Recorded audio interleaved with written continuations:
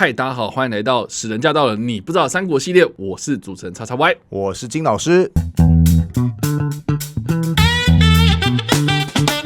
好的，欢迎回到我们的节目。我们这一集要来聊聊的是《三国》这个电视剧的第33集。这一集呢，终于来到了非常非常著名而且家喻户晓的故事，也就是《三国演义》当中的三顾茅庐。那这个登场的人物呢，就是非常有名的诸葛亮。哇，终于等到这个时候了。没错，33集啊，看得好累啊。但是这一集呢，我看得更累啊。为什么会这么说？因为光看这个刘关张三兄弟要去找诸葛亮3次，因为我们早就知道说他一定会去3次嘛，所以他一定会说这一次去然后落空啊，这一次去然后遇到他的哥哥或弟弟啊什么的，然后那第3次才会成功嘛。这一整集呢，你就是要算那个次数，说好1次了2次了，终于到第3次了这样子。所以我就觉得好啦，我可能有一点点先入为主的概念，就是你拖台前的意思吗？对啊，不管怎么样啦，就是说在小说啊，或是在任何的改编作品当中啊，诸葛亮一直都是非常非常关键而且重要的人物哦。那我就还蛮好奇啊，我虽然听过很多这种传奇故事啊，那诸葛亮他在史实上面的描述到底是什么样一个人物呢？好，那我们就来介绍一下诸葛亮这个人的来历吧。首先，诸葛亮，我要先说一下，他的姓氏是诸葛明亮。不是诸葛亮，你说金城武？对啊，城武好帅哦。对，没有，人家是复姓金城名武这个样子。是。那为什么特别要提他姓诸葛呢？因为他的祖先其实不姓诸葛，是姓葛这个字。根据史料无书的描述是说，其先葛氏本琅琊诸县人，什么意思？就是说他的祖先原本就姓葛。后来迁移到阳都这个地方，那因为为了要跟其他地区的葛家作为区分，所以到最后这个在诸县的葛家，索性就称呼为诸葛家。当然那是祖先的事情，我们还是再说回到诸葛亮本身身上。诸葛亮呢，他的老爸是有当官的。但是诸葛亮的童年一点都不幸福，为什么呢？因为诸葛亮很早的时候父母就已经双亡了，他只好跟随着他的叔叔诸葛玄生活。那诸葛玄他后来因为一些际遇起伏的关系，选择移居荆州，诸葛亮就跟着一起搬到荆州。不然的话，所谓的琅琊在哪边？琅琊其实在今天徐州这一带，从徐州搬到荆州是有那么一段距离的哈。那虽然颠沛流离，可是诸葛家搬到荆州之后，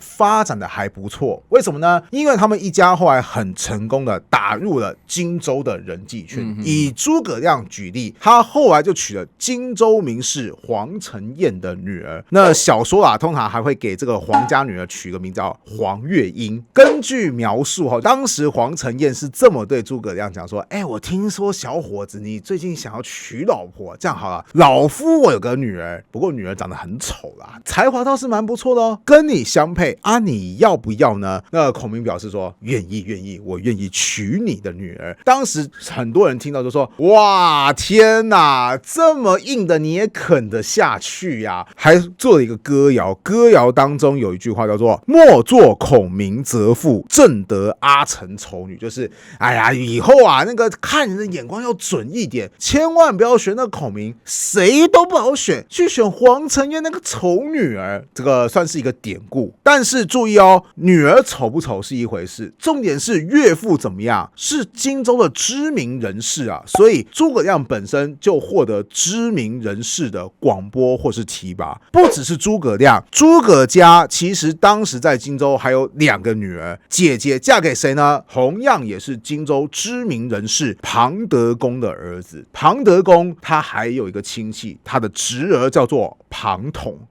这个就有名了嘛，对不对？好，你说啊，那也只是一个地方有名望人士啊。好，诸葛家的第2个女儿嫁的人就更不得了啊，是荆州的蒯家。这个就是刘表当初来到荆州之后呢，他所依靠的一个非常著名的氏族嘛。没错，2大家族之一啊，所以我们来看嘛，诸葛家的2个女儿都嫁给地方有名望人士。那诸葛亮本身他也是娶地方有名望人士的女儿作为妻子，而且重点是诸葛亮的妻子是刘表的夫人蔡氏的外甥。生女，所以诸葛亮可以称呼刘表一声仪仗。你就知道说诸葛家虽然没有在荆州当官，但是在地方上已经隐隐有一股势力存在了。甚至某些史料会记载，这个刘表就想过说，听说我这个外甥诸葛亮，很多人称赞他的才华，小伙子也蛮不错的嘛。那作为他的仪仗，这样好了，小伙子来我底下当官啊，然后来做事情啊。谁知道诸葛亮竟然拒绝了。为什么呢？因为诸葛亮大概在等候一个更好的时机点。这边就要说到诸葛亮这个人的特色。史书记载这个人怎么样呢？身高很高，8尺，8尺大概多高？今天的184公分。这个身高摆在现代也是很高的身高。你要知道古代营养是不如我们现代的在那种营养条件情况下，诸葛亮还可以长到身高8尺，所以才会特别被史书描述。不只是身高8尺而已，诸葛亮的言论也很特别。他常常就对别人讲说，你知道我这个人的才华怎么样？大概就跟古代的管仲、乐毅差不多。那可能观众不知道说啊，管仲、乐毅是谁？管仲，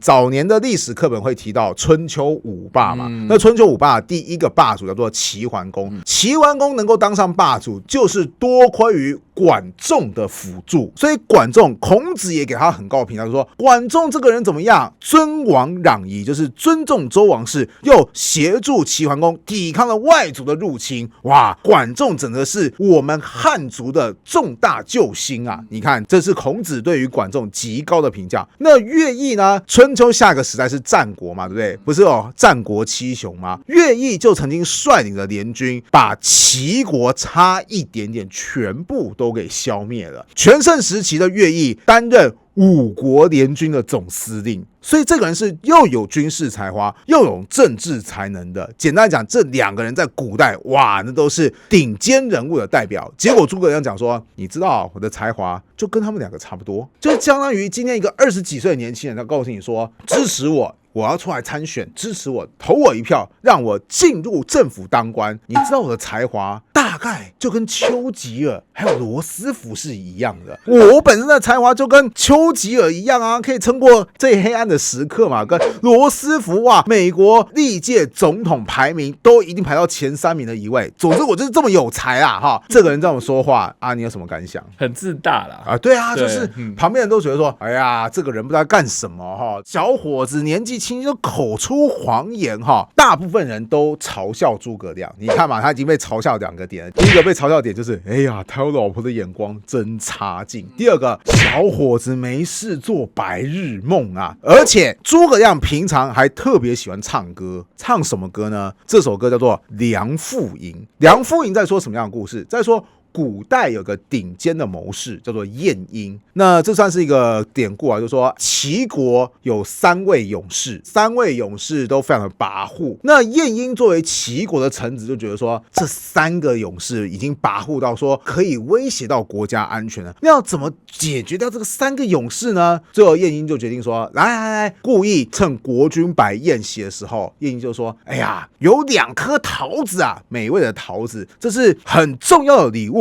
这样子好，国君你就把这2个桃子赐给国内最厉害的2名勇士吧。然后国君就说有道理。那大家来说说看，就是谁有资格来拿这2个桃子呢？那这3名勇士前2名就跳出来说，哦，我很屌，我很厉害。然后国君说，对，赏你1颗，第1颗给第1个勇士，第2颗给第2个勇士。结果没有第3颗啊，第3个勇士就站出来说，我也办了很大的功劳啊，结果我没有桃子可以吃然后晏婴就说，哎呀，这个将军不要生气这样好了，下一批桃子长出来之后优先给你结果古代人因为他是很重视荣誉的，他就说不行，我觉得我的功劳没有获得承认，我受到莫大侮辱。于是第3个勇士就啪自杀。此时另外2个勇士看到就说，因为我们2个人竟然害死了第3个人，我们还有脸目活在这个世界上吗？啪，也跟着一起自杀。这个在古代叫做2桃杀3士。你看，只用2颗桃子就解决了3个麻烦的敌人。梁父吟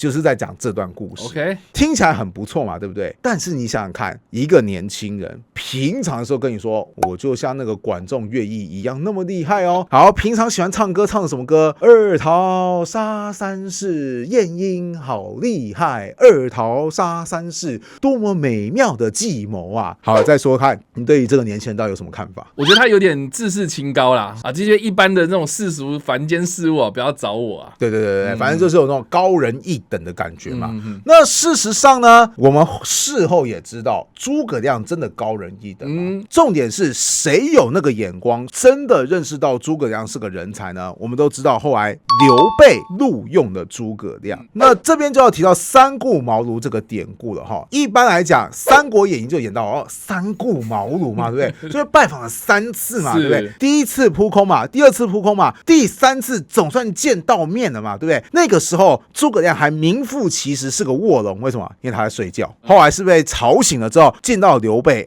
两个人才开始相谈甚欢。但是说真的历史当中并没有很详细记载三顾茅庐，是诸葛亮在他自己的出师表当中是这么写的：先帝不以臣卑鄙，威自枉屈，三顾臣于草庐之中。出师表是对刘备的儿子刘禅写的嘛，对不对？就说你老爸不认为我是个小人物，他愿意折损自己的尊荣地位，多次三顾，这边的三可能是指多次的意思，多次来我家拜访，请我出山，意思就是我很怀念刘备当年，就是主公当年礼贤下士的风范。再次强调，三这边是指多的意思，比方说三人成虎啊，三人行必有我师焉啊，事不过三啊，这些的三都不是指确切三这个字，而是指很多次的意思。好，重新说回来，那刘备拜访诸葛亮很多次，这其实是有个问题的。什么问题呢？就是你假设刘备今天是一个公司，公司的老板要去聘用人才，人才难得嘛，对不对？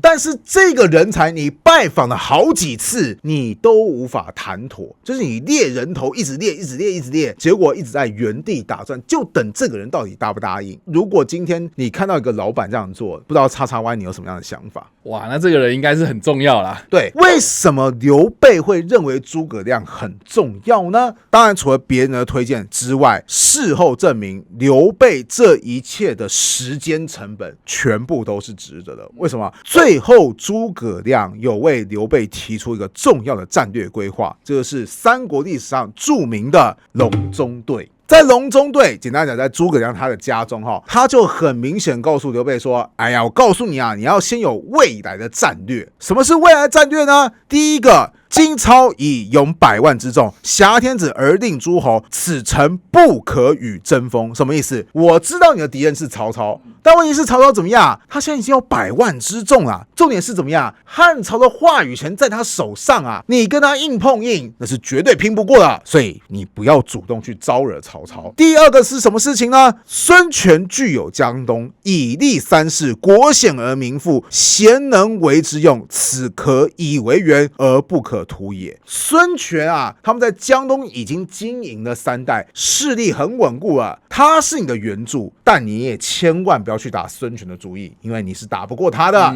那将军，你到底该怎么办呢？答案就是荆州以及益州这2大块的地盘，你一定要掌握。当你掌握了荆州跟益州的时候，你就等待天时。什么意思？如果北方，也就是曹操的统治区，发生了重大变故，出现了极好的战略良机的时候，主公，你派遣一名大将从荆州出兵攻向洛阳那一带，而主公你自己呢，率领部队从益州出发，攻向长安，最后与荆州的部队会师在洛阳，就是所谓的前行攻势。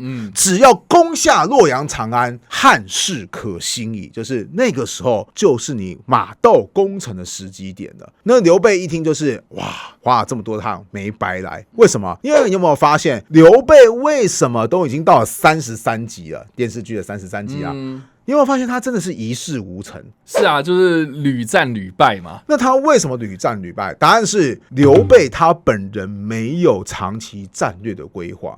像是他偶然之间获得徐州百姓的支持，占领了徐州，然后后来他就没有能够保护他的后方嘛，结果就被吕布偷袭。你看看这是个多么失败的一个经营，对啊，老巢都被人给偷走了嘛，对不对？那之后刘备又发生什么事情呢？当然选择跟曹操结盟嘛，或者说他成为曹操有一段时间的属下嘛，之后选择背弃曹操来到徐州。那又然后呢？刘备重新拥有徐州之后，他有什么战略规划吗？还是没有啊？他最多的战略规划就是等着袁绍来救我。那问题是袁绍不救你怎么办？那事实上证明后来袁绍真的就是晚一步啊，没救到你啊。于是刘备又失去了地盘，如今你才沦落到荆州。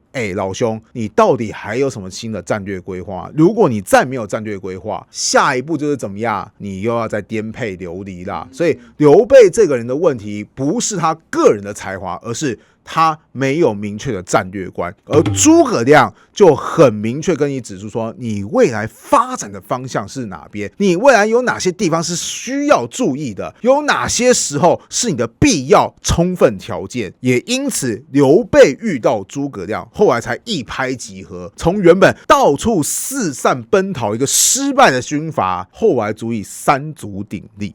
所以话说到这边啊，我觉得在看三顾茅庐这个故事的时候，大家不要拘泥在所谓的三顾茅庐嘛，他去了3次，遇到了什么样的事情，然后这些事情的过程啊，包括什么张飞去放火啊，刘关张他们在外面哭等啊，我觉得最大的重点呢，就是诸葛亮他提出了这个非常非常重要的战略观，然后让接下来的刘备呢，他比较有方向去经营他自己的势力啊。是，所以以上呢，这个就是我们今天的节目内容啦。我们介绍了刘备三顾茅庐请诸葛亮出山的故事啊。不知道大家在听完这个故事之后有什么样的想法呢？欢迎在留言区留言，我们来跟你做互动跟讨论哦。你不知道三国系列，我们下次再见，大家拜拜，拜拜。